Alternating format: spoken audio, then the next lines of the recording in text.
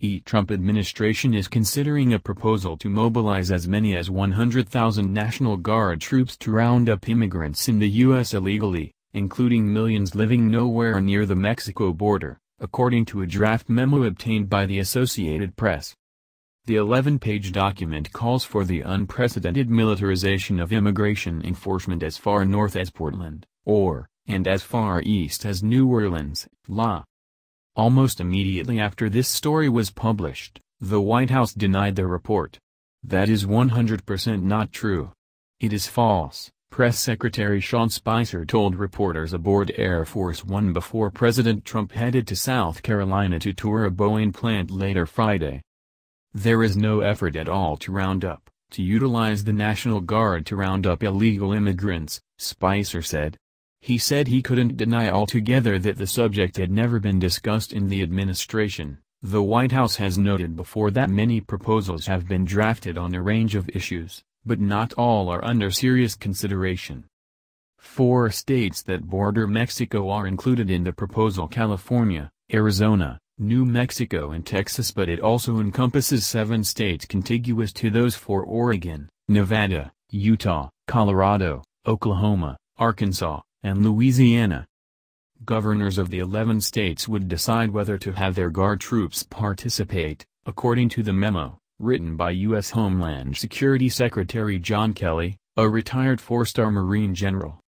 While National Guard personnel have been used to assist with immigration-related missions on the U.S.-Mexico border before, they have never been used as broadly or as far north. The memo is addressed to the then acting heads of U.S. Immigration and Customs Enforcement and U.S. Customs and Border Protection. It would serve as guidance to implement the wide-ranging executive order on immigration and border security that President Trump signed January 25. Such memos are routinely issued to supplement executive orders. Also dated January 25, the draft memo says participating troops would be authorized to perform the functions of an immigration officer in relation to the investigation, apprehension and detention of aliens in the United States. It describes how the troops would be activated under a revived state-federal partnership program, and states that personnel would be authorized to conduct searches and identify and arrest any immigrants who crossed the border illegally. Requests to the White House and the Department of Homeland Security for comment and a status report on the proposal were not answered. The draft document has circulated among DHS staff over the last 2 weeks. As recently as Friday, staffers in several different offices reported discussions were underway. If implemented, the impact could be significant. Nearly one-half of the 11.1 million people residing in the U.S. without authorization live in the 11 states, according to Pew Research Center estimates based on 2014 census data.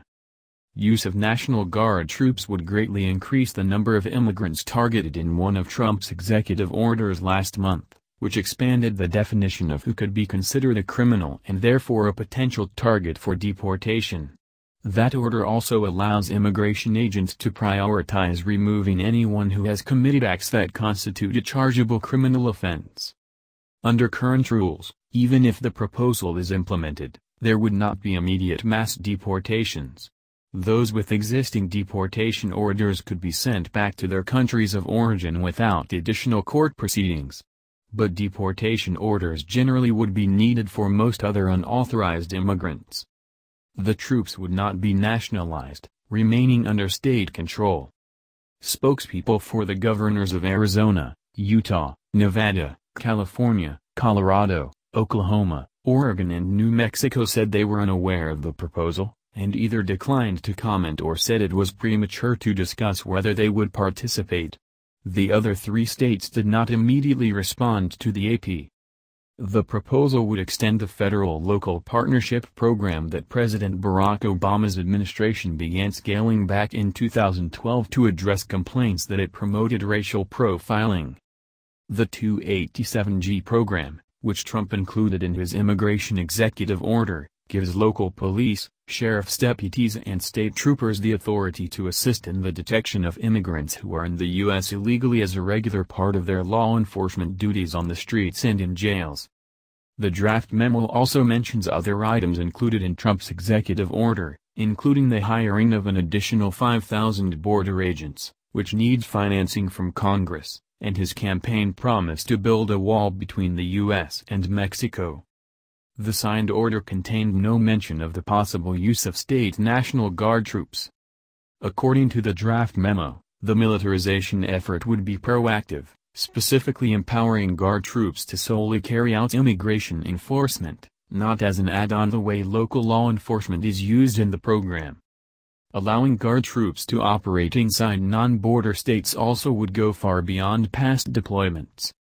In addition to responding to natural or man-made disasters or for military protection of the population or critical infrastructure, state Guard forces have been used to assist with immigration-related tasks on the U.S.-Mexico border, including the construction of fences. In the mid-2000s, President George W. Bush twice deployed Guard troops on the border to focus on non-law enforcement duties to help augment the Border Patrol as it bolstered its ranks. And in 2010, then Arizona Governor Jan Brewer announced a border security plan that included Guard reconnaissance, aerial patrolling and military exercises.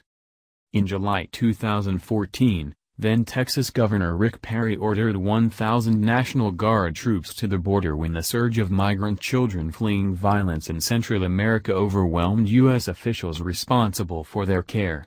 The Guard troops' stated role on the border at the time was to provide extra sets of eyes but not make arrests.